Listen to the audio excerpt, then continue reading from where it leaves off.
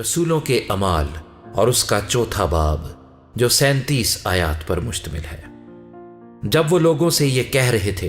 تو کاہن اور ہیکل کا سردار اور صدوقی ان پر چڑھ آئے۔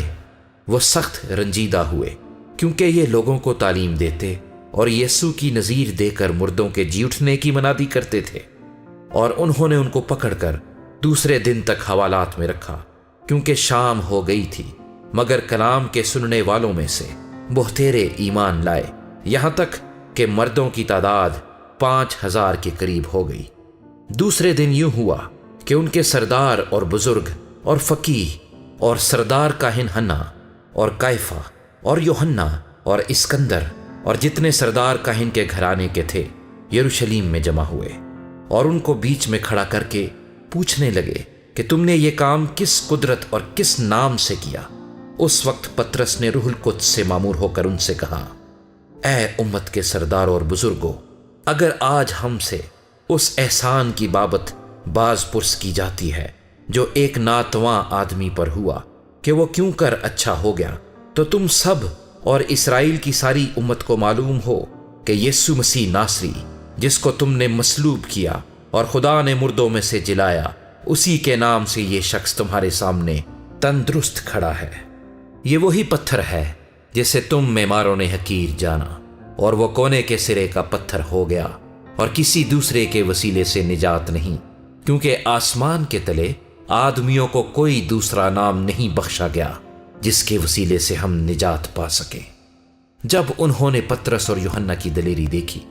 اور معلوم کیا کہ یہ ان پڑھ اور ناواقف آدمی ہیں تو تعجب کیا۔ پھر انہیں پہچانا کہ یہ یسوع کے ساتھ رہے ہیں،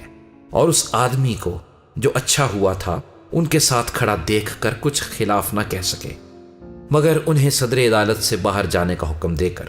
آپس میں مشورہ کرنے لگے کہ ہم ان آدمیوں کے ساتھ کیا کریں، کیونکہ یروشلم کے سب رہنے والوں پر روشن ہے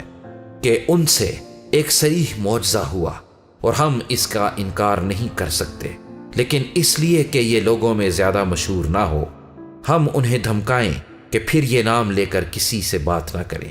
پس انہیں بلا کر تاکید کی کہ یسوع کا نام لے کر ہرگز بات نہ کرنا اور نہ تعلیم دینا۔ مگر پطرس اور یوحنا نے جواب میں ان سے کہا کہ تم ہی انصاف کرو، آیا خدا کے نزدیک یہ واجب ہے کہ ہم خدا کی بات سے تمہاری بات زیادہ سنیں؟ کیونکہ ممکن نہیں کہ جو ہم نے دیکھا اور سنا ہے وہ نہ کہیں۔ انہوں نے ان کو اور دھمکا کر چھوڑ دیا، کیونکہ لوگوں کے سبب سے ان کو سزا دینے کا کوئی موقع نہ ملا،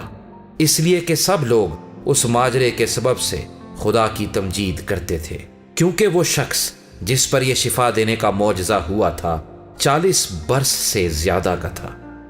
وہ چھوٹ کر اپنے لوگوں کے پاس گئے، اور جو کچھ سردار کاہنوں اور بزرگوں نے ان سے کہا تھا بیان کیا۔ جب انہوں نے یہ سنا تو ایک دل ہو کر بلند آواز سے خدا سے التجا کی کہ اے مالک، تو وہ ہے جس نے آسمان اور زمین اور سمندر اور جو کچھ ان میں ہے پیدا کیا۔ تو نے روح القدس کے وسیلے سے ہمارے باپ اپنے خادم داؤد کی زبانی فرمایا کہ قوموں نے کیوں دھوم مچائی اور امتوں نے کیوں باطل خیال باندھے۔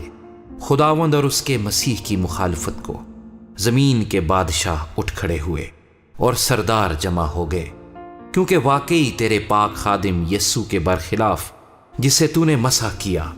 ہیرودیس اور پینتوس پیلاطوس غیر قوموں اور اسرائیلیوں کے ساتھ اسی شہر میں جمع ہوئے، تاکہ جو کچھ پہلے سے تیری قدرت اور تیری مصلحت سے ٹھہر گیا تھا وہی عمل میں لائیں۔ اب اے خداوند ان کی دھمکیوں کو دیکھ، اور اپنے بندوں کو یہ توفیق دے کہ وہ تیرا کلام دلیری کے ساتھ سنائے، اور تو اپنا ہاتھ شفا دینے کو بڑھا،